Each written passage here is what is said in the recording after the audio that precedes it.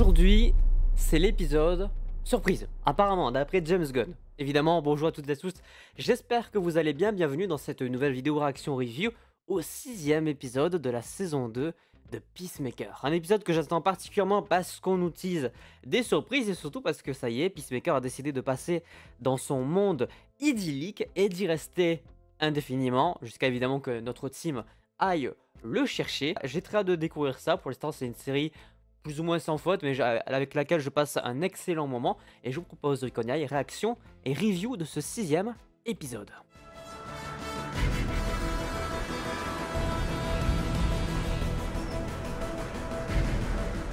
C'est parti, on y va.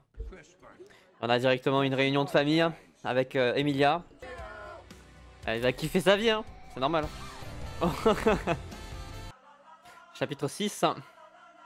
Les cris du cœur. Le Chris du cœur, pardon. Là, c'est James Gunn à la réal de celui-ci. C'est pour ça les surprises. Pour ça. Bien. Mission, récupérer Chris. What the fuck? Il a de la drogue. Ah oui, d'accord, ok. Évidemment. Donc ils vont y aller, hein. Ils y vont. Il remet son costume de vigilante, c'est vrai qu'on l'avait jamais revu. Wouh! Oh, il y a le fameux alien.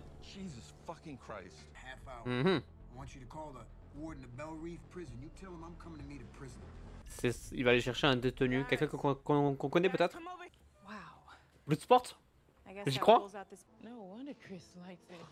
Bah ouais. Pas étonnant. Et ouais, c'est super glauque. Oh waouh. L'impro.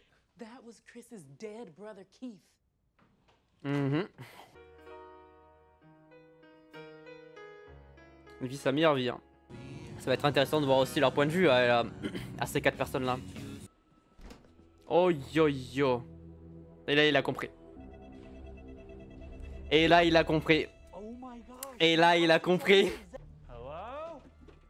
Oh, ça n'a aucun sens. Oh, mais il est complètement allumé. C'est deux débiles. Quoi? Oh la déformation professionnelle. Monsieur James Gunn. Monsieur James Gunn. C'est pas Bloodsport. C'est pas Idris Elba déjà. Qui c'est qu'il est allé chercher en prison? C'est ça notre première surprise.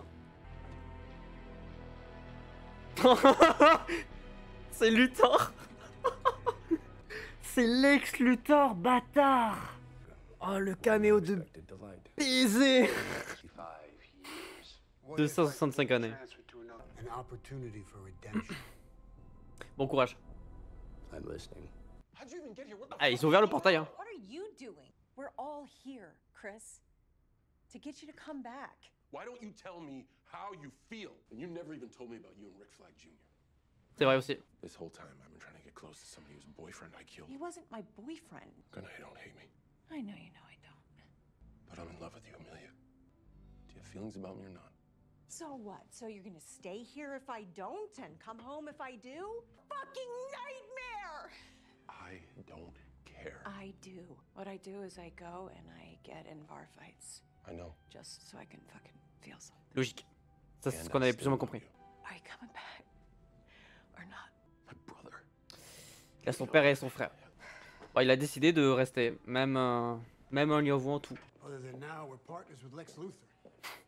Équipe avec Lex Luthor. Mais alors eux deux là, complètement débiles. Oh merde.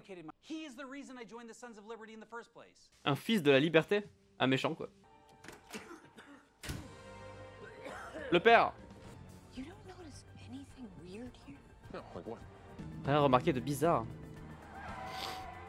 Pourquoi tout le monde s'arrête devant AD? Oh putain! C'est une dimension raciste! C'est une dimension raciste! Ça n'a aucun sens! J'en peux plus! This is your perfect world. Oh, oh damn! Ah yes, super. I'm from another dimension. I'm here to get our friend Peacemaker, who's your son. He's not really your son. They wait. Waouh, il a tout balancé le bâtard. Oh, fuck. C'est exceptionnel, exceptionnel. Dimension raciste, géré par le H. Let's go.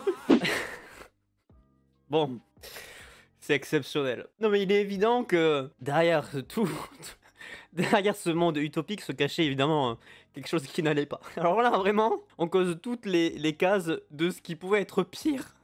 Donc on est sur un monde dimensionnel raciste, dirigé par le H. Autant dire que dans tout ce qu'on pouvait imaginer de monde idyllique, on n'y est pas du tout. C'est exceptionnel. C'est exceptionnel parce que la mise en scène et la manière dont c'est amené tout petit à petit, élément par élément, c'est incroyable. Tout en continuant de donner du lore aux dimensions, enfin pardon, aux relations avec les différents personnages. J'aime beaucoup le fait que ça y est, Harcourt et Peacemaker se dévoilent un peu plus enfin l'un envers l'autre. Dans ce chaos qui est complet, on a le Vigilante qui est complètement perché, mais pareil, il va apporter des éléments qui vont nous montrer que ce monde est pas du tout le même.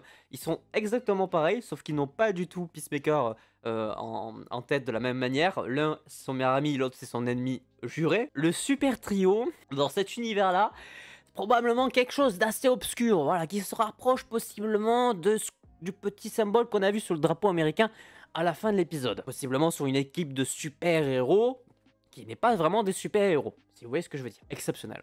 Non, c'est exceptionnel parce que la manière dont c'est démontré par rapport à tout ce que le Peacemaker voulait dans cet univers-là, ah ouais, non, là, il s'est mis dans une sacrée merde. Et du coup, j'ai bien aimé parce que on a eu les deux choses principales. On a vraiment Peacemaker, il fait sa vie, il est content. On a vraiment des morceaux de moments de vie qui sont très positifs pour lui parce qu'il a son père, il a son frère qui sont en vie, sa relation est intacte avec Emilia. Et en même temps, de l'autre côté, bon, on démontre que, ah ouais, effectivement, le monde dans lequel vous êtes de base n'est peut-être pas si mauvais que ça. Alors oui, t'as pas ton frère, t'as pas ton père, t'es pas considéré comme un super-héros, mais est-ce que tu l'es vraiment dans cet univers-là? C'est ce qu'on nous a fait croire parce que du coup, c'est plus un super vilain si on part de ce principe-là. Donc en fait, on a finalement bien ces éléments scénaristiques qui nous disent le monde d'où vous venez n'est pas si dramatique que ça. Lex Luthor. Alors, j'avoue, j'aurais grave kiffé que ce soit un Bloodsport parce que Bloodsport et Peacemaker ne peuvent pas se blairer. Et j'avoue qu'avoir un caméo de Bloodsport dans le sens où il est censé retraquer Peacemaker, ça aurait été plutôt logique par rapport au film de Suicide Squad. Mais vu que James Gunn reprend quand même les rênes et essaye d'établir quelque chose de plutôt logique dans le long terme.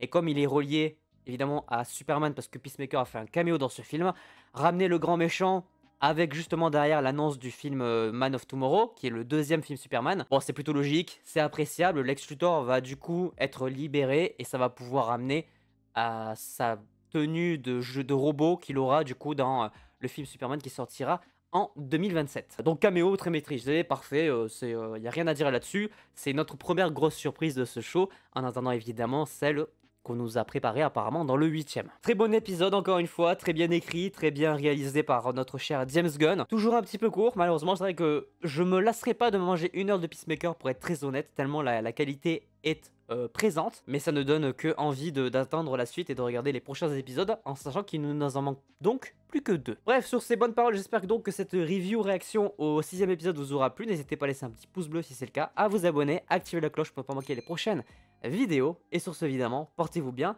C'était votre Captain. À la prochaine.